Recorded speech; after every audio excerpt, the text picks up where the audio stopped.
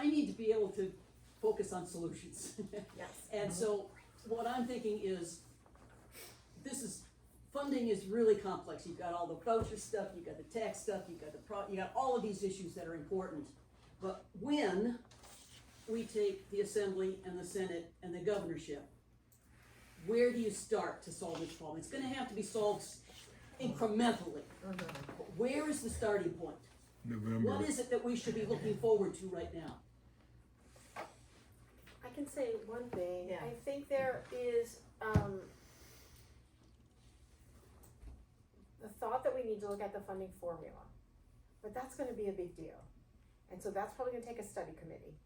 Whether or not we do change it, I don't know, but there's going to be conversations about that need to be happening soon, at least looking at. Does that have to do with the 2/3, getting that 2/3 back? It really has to do with, I think, kind of, you know, like they said, some schools started at this lower level back in 1993 that never has really changed because that's when it started. Like, it's a lot, and it's percentages, and it's how much should be property taxes, and I think it's just very complicated, honestly, and I don't pretend to know. But there's, you know, I think that's a starting spot to go, do we continue this? Or is it just completely ineffective? And that's a big question, because ultimately, right, if you change anything, there will be happy people, there will be sad people. So do we go there? I don't know, right? But I think that's a starting spot to start to ask the question. Do we just keep putting Band-Aids on a broken system, or try to fix a system? Or does that just make it another mess? I don't know, right? So outside of that, I think really looking at, again, if we think about our budget is a statement of our values, and trying to figure out then, I think as a party, we believe in investing in our schools, because investing in our schools means investing in our young people, which means investing in our communities, our state, our economy, the number of people that are here, and keep our small municipalities and bigger ones vibrant. And so we really just fundamentally believe it is kind and smart and humane and decent to give a good education, but it's also economically intelligent.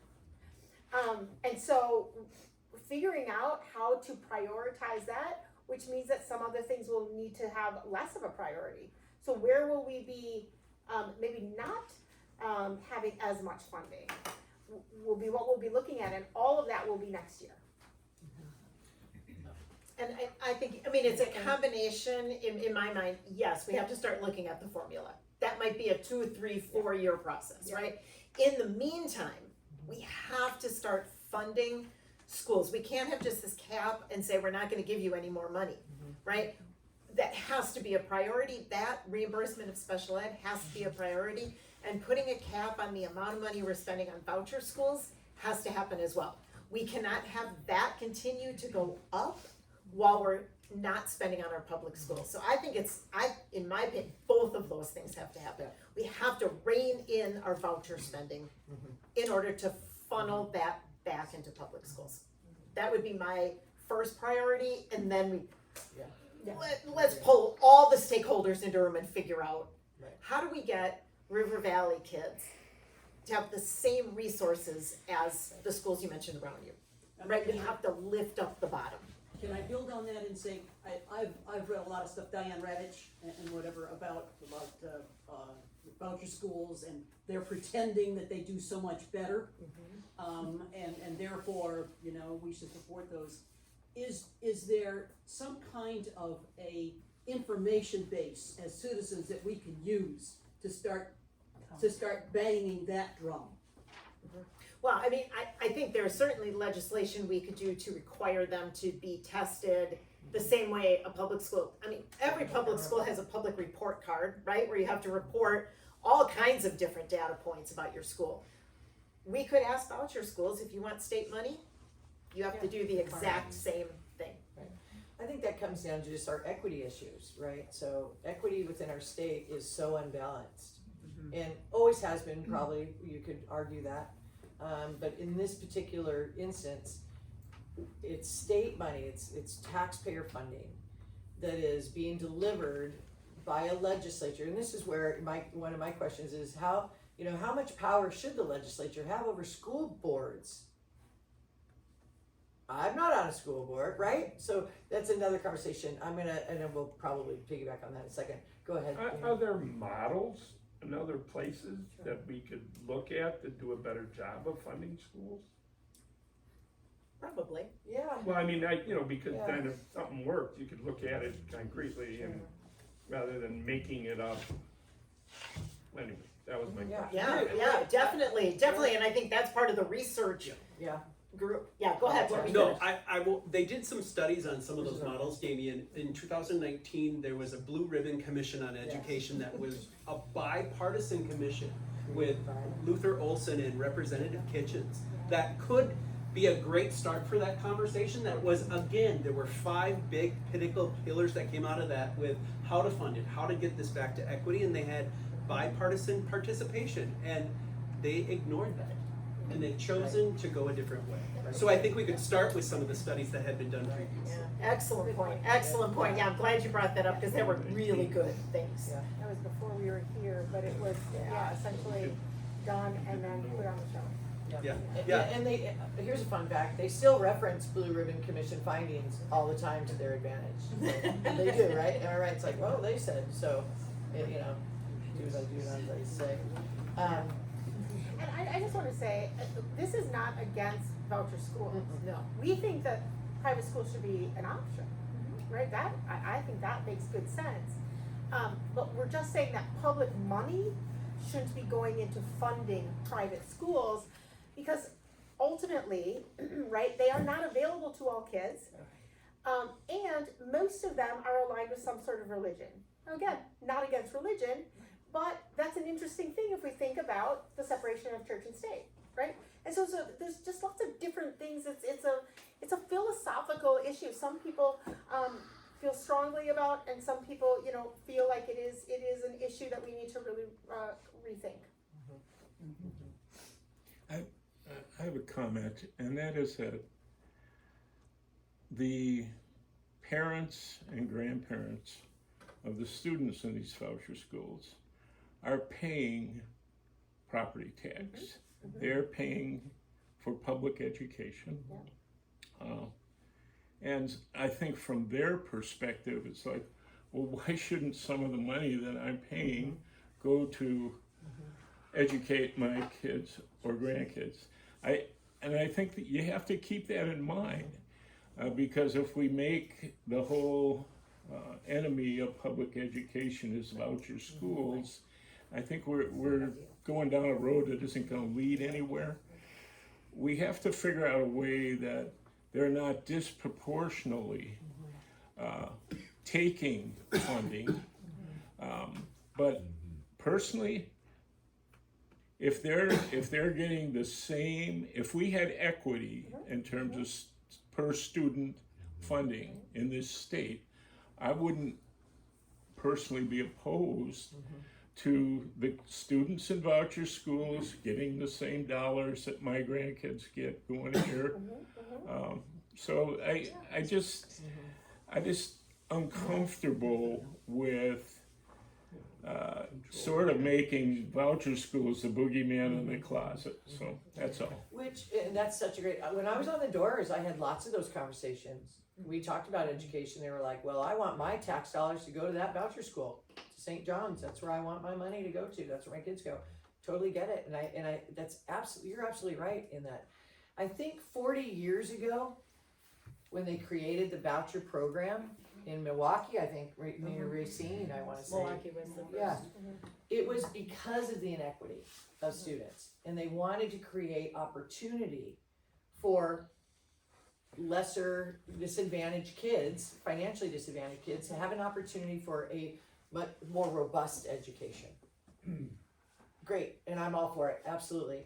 I think we have come so far beyond that idea, and it's very relevant by the bills we see passed, and they're not, you don't see them as laws because they're insane. Some of the ways that they demonize, back to this, right, as I hear what I don't wanna be the one that demonizes or, says voucher schools are the worst. They're not. Neither is public schools. Public school is not the demon child here. We are creating great people. I'm a product of a public school system. Many of us here are. So I think we've just come so far in another direction. And then I go back to my last comment of the legislature making choices on behalf of these schools and these kids and their thing. And just where does that balance live of us? I'm not a school teacher. Joan is, she can make, that's why she's here. I'm like, you come talk about this. I'm passionate about it, but she's in the nuts and bolts. And same with Brian and Eric in a board member. So when we say it's kind of a very, a conversation that is a little convoluted right now, because in the legislature, there's often language of local control. We want everything to be locally controlled. Don't tell us what to do. Government needs to tell us what to do. And then in the same breath, government controls every single thing about a school. So we've really reached a pinnacle where things, and then what is the end result of that, and that's one of our questions later on, end result of that is, how does it affect River Valley? How does that mentality affect a place right here? And that's what we need to be concerned about, and it's not, and this year's hard. So Brian, are you putting referendum forward now? Nope, we're good till 28. Rock and roll, buddy. Let's hear it for no referendum. Can I just piggyback? Yeah. When the program was first started, the voucher program, it was Milwaukee, and the idea was that you would fund charter schools, not religious schools, right? Right.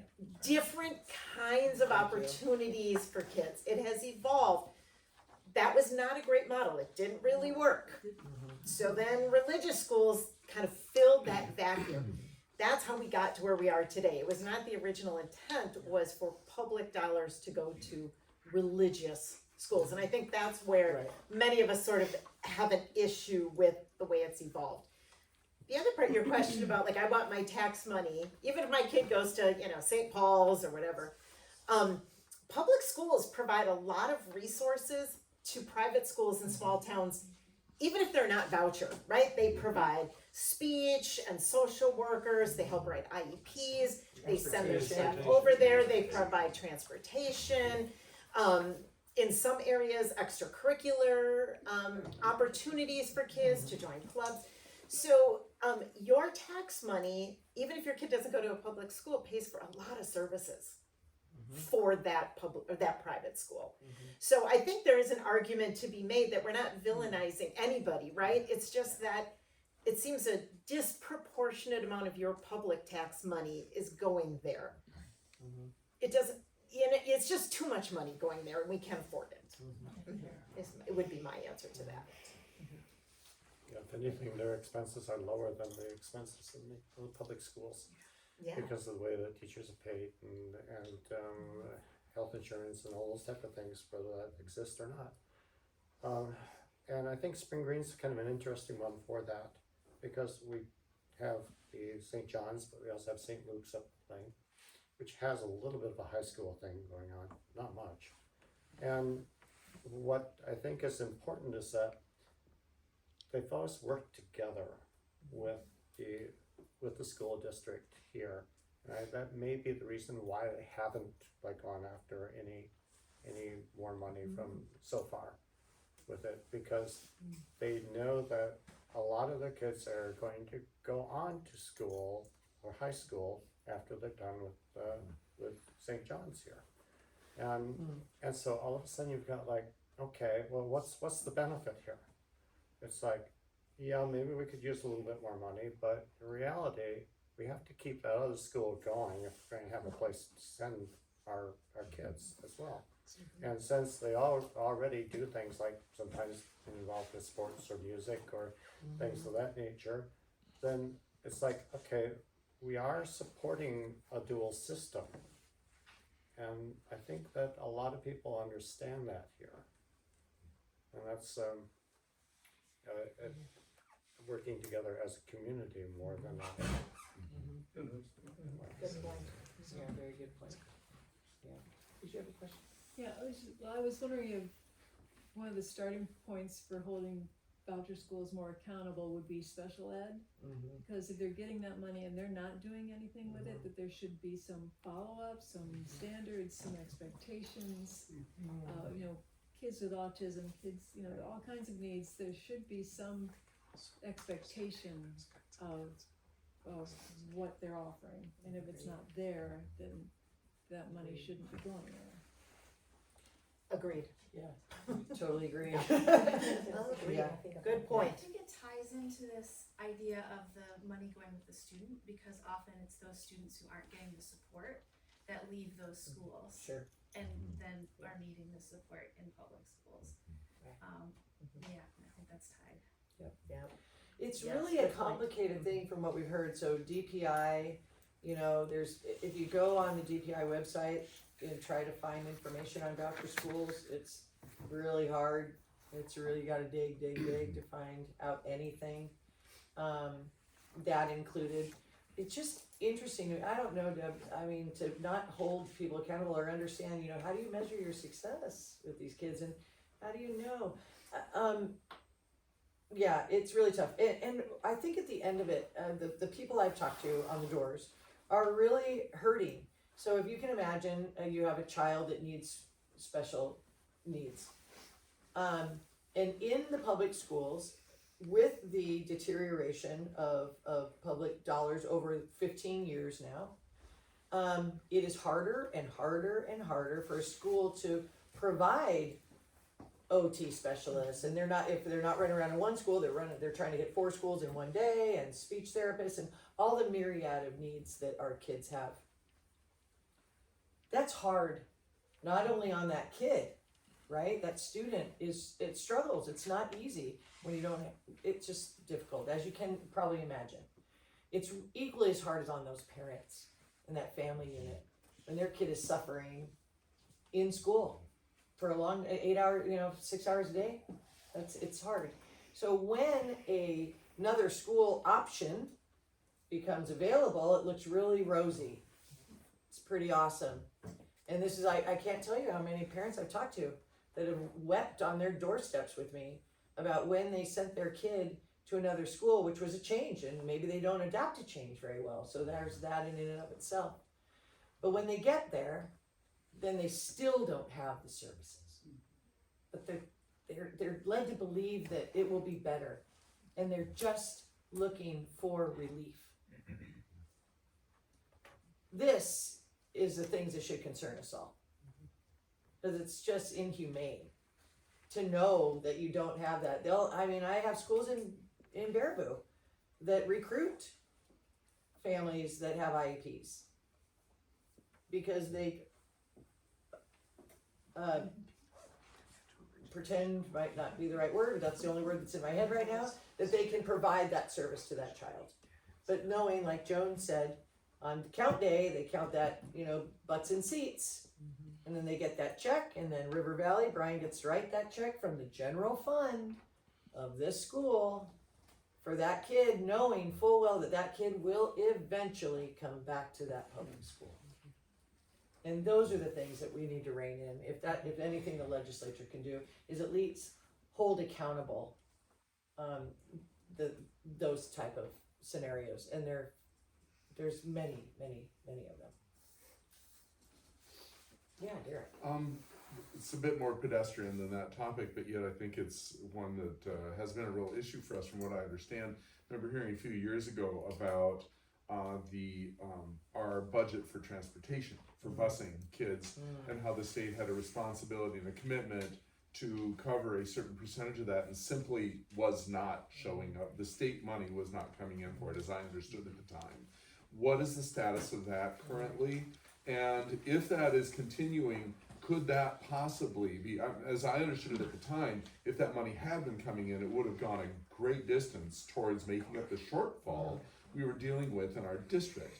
And maybe it provides something that is maybe a little less contentious of an issue and might be something that could be worked through as a vehicle to strengthen the funding of schools. And it would probably do a lot for schools in rural areas. Where are we at with that, Brian? So currently? we get some transportation aid, Mhm. and there's two types of transportation aid: regular transportation aid, and then there's high cost transportation aid.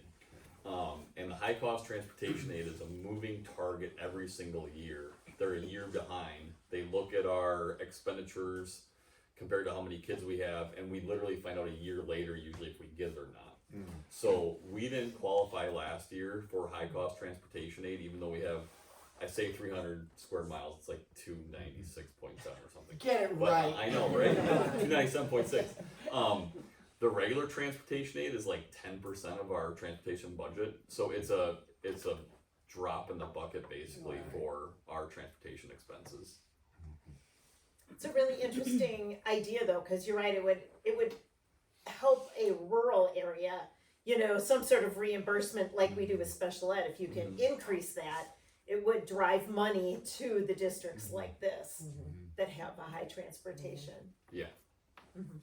Yeah, that's, transportation's one of our highest costs. Sure. After Yeah. staff salaries and benefits, it's top 5 for sure, so.